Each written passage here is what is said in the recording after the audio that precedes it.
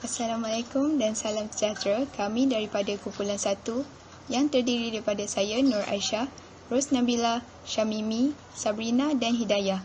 Kami akan membentangkan tentang peradaban kontemporari, membina peradaban kacukan global.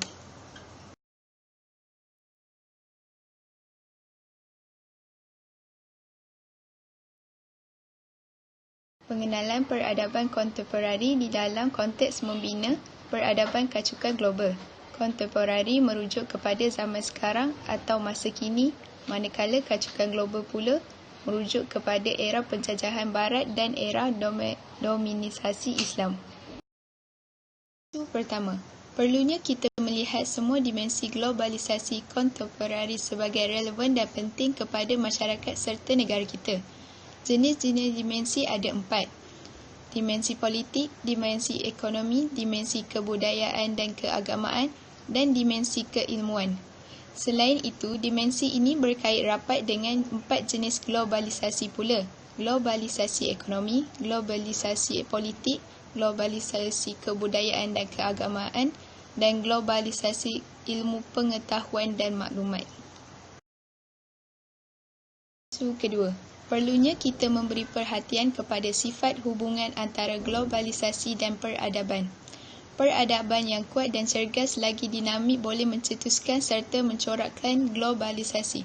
Sebaliknya, globalisasi boleh meninggalkan kesan yang positif dan negatif ke atas peradaban. Dinamika interaksi antara peradaban dan globalisasi memang perlu dikaji dan difahami dengan lebih mendalam kerana tampaknya tak semestinya dapat dilihat dan dirasai dengan serta-merta.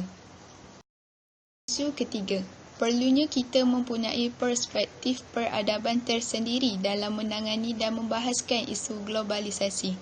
Terdapat banyak isu yang perlu dianalisa. Isu erti dan konsep globalisasi itu sendiri, isu asal-usul globalisasi, isu penilaian globalisasi bagi membezakan buruk baik dan urutan keutamaan dimensi-dimensinya.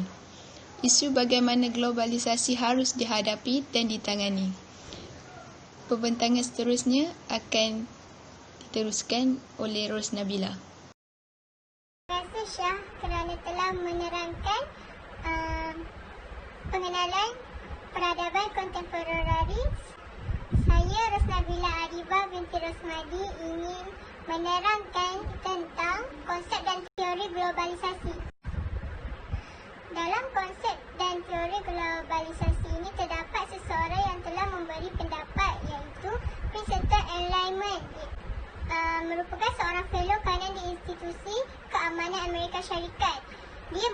Beliau berpendapat bahawa rapid growth of independence and connection in the world of trade and finance. Seterusnya ialah globalisasi. Globalisasi ialah sesuatu himpunan proses pengaliran global dalam pelbagai jenis objek yang melibatkan pelbagai bidang aktiviti manusia. Objek globalisasi terbahagi kepada 2, iaitu fizikal dan bukan fizikal.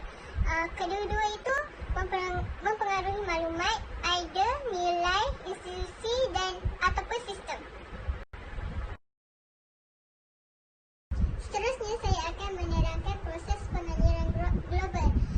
Proses pengaliran global ini saling kait-mengait dan kompleks sifatnya dengan aktiviti manusia.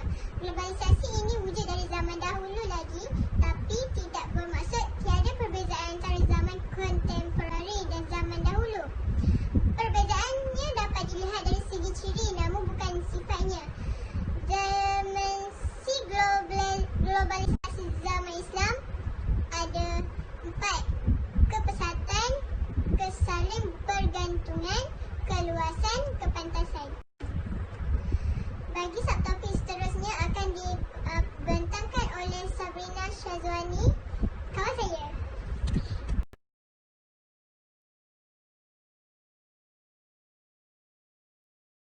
Assalamualaikum dan selamat sejahtera kepada semua.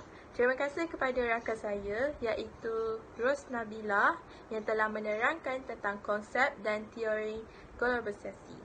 Sekarang, saya, Sabrina Syazwani binti Muhammad Saleh, nombor matrik 17 TSK 20F1051 akan menerangkan tentang globalisasi dalam era dominasi Islam. Antara ciri-cirinya adalah yang pertama, institusi. Institusi berperanan besar dalam meniupkan globalisasi sepanjang zaman. Contohnya, institusi haji mencetuskan dan menggerakkan globalisasi maklumat, ilmu, pengetahuan dan globalisasi politik. Selain itu, institusi juga dapat menjamin semangat globalisasi supaya terus dihayati oleh dunia Islam. Yang kedua adalah ilmu. Ilmu adalah salah satu penggerak utama peradaban Islam. Dalam zaman kegemaran, institusi ilmu seperti universiti telah berperanan sebagai ejen globalisasi. Orang Barat juga telah menuntut di pusat ilmu dunia Islam. Yang terakhir adalah pelayaran dan pengembaraan global. Kemunculan peradaban Islam telah membuka satu era baru dalam dunia pelayaran dan pengembaraan. Tertulis kisah pengembaraan yang diterangkan oleh Said Hussein. Peradaban Islam kini makin berkembang. Antara kesan globalisasi dalam era dominasi Islam adalah yang pertama, pelayar Islam menjadi raja laut yang tidak ada tandingan kerana kemajuan dalam bidang pelayaran berkait rapat dengan kemajuan komunikasi dan globalisasi perdagangan. Pada kurun ke-10 hingga ke-14, ia merupakan tempoh Islam mendominasi perdagangan dan ekonomi dunia. Hal ini menyebabkan alam Melayu telah menerima kedatangan kaum pedagang Islam yang singgah di tanah Melayu. Agama Islam mula tersebar ke seluruh dunia. Hai, Assalamualaikum dan salam sejahtera, salam satu Malaysia. Saya Nur Atira Syamimi akan membincangkan tentang globalisasi dalam era penjajahan Barat. Globalisasi dalam era penjajahan Barat berlaku di sekitar 1500 Masihi.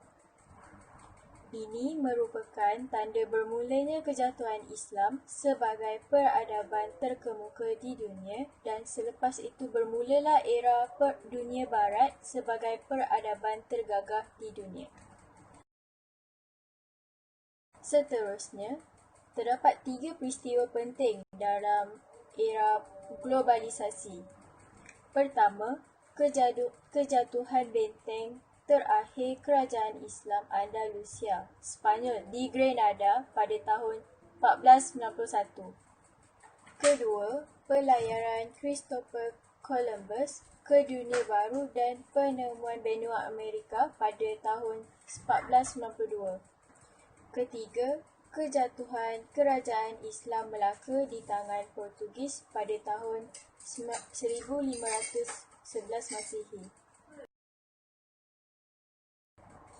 Di barat dan timur kerajaan Islam dijatuhkan oleh bangsa yang pernah diperintah berkurun lamanya.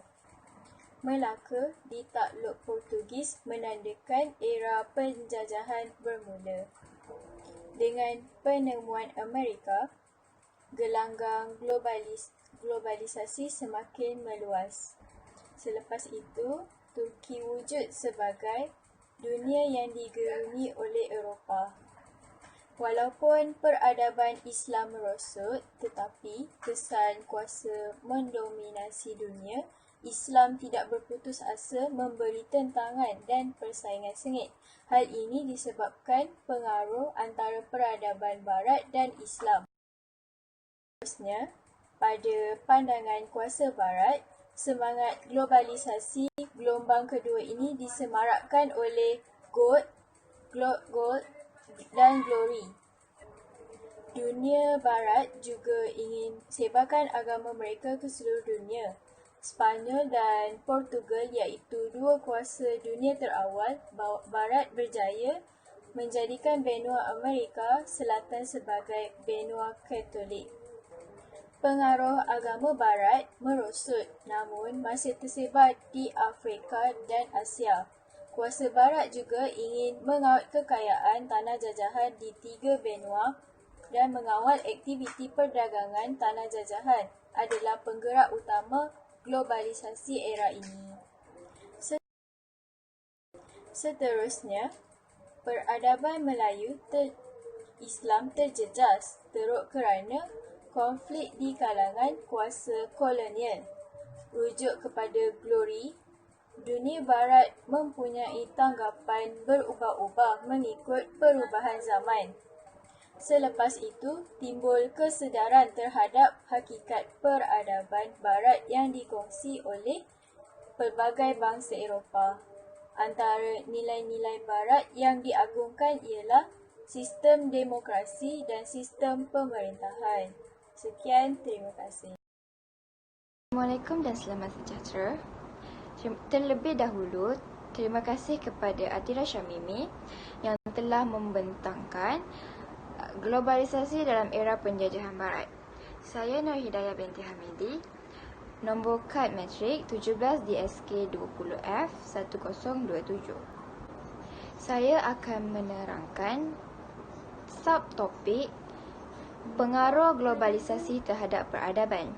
Terdapat 8 aspek globalisasi iaitu: yang pertama, peranan pelaburan asing FDL dalam mewujudkan pekerjaan dan mengurangkan kemiskinan di sebilangan negara.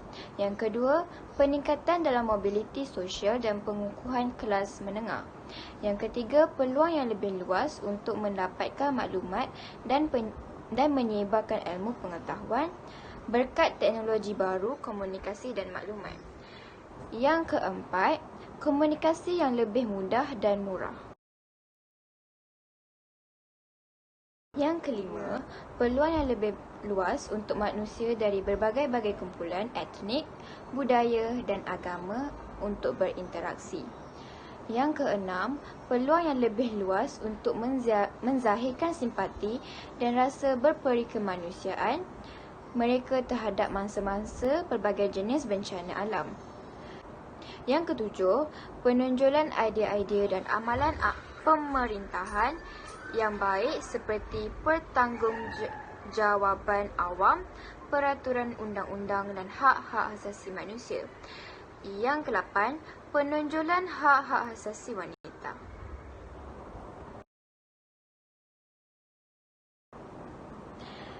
Seterusnya, terdapat 13 keburukan globalisasi, iaitu yang pertama, kualiti alam sekitar akan semakin merosot. Yang kedua, pembangunan yang tidak seimbang dan jurang perbezaan ekonomi akan semakin melebar. Yang ketiga, pengabaian keperluan asas hidup di kalangan rakyat termiskin terutama negara selatan. Yang keempat, modal jangka pendek yang keluar masuk pasaran. Yang kelima, pengangguran yang semakin memburuk dan jurang perbezaan pendapatan semakin melebar. Yang keenam, penyebaran budaya pengguna yang bertentangan dengan tuntutan nilai kerohanian. Yang ketujuh, kecenderungan ke arah pembentukan sesuatu budaya. Yang ke-8, penyebaran budaya pop Amerika yang menyegarkan panca indera dan mematikan roh. Yang ke-9, kecenderungan pusat-pusat pengajian tinggi untuk memberikan keutamaan kepada kursus-kursus ilmu pengurusan. Yang ke-10, pembanjiran maklumat yang tidak berguna. Yang ke-11, Amerika Syarikat dan beberapa negara Eropah memanipulasikan isu-isu demokrasi politik dunia. Yang ke-12, pengantarbangsaan jenayah yang menyukarkan jenayah untuk dibendung. Yang ke-13, pengantarbangsaan penyakit. Sekian, terima kasih. Dari kumpulan kami berlima.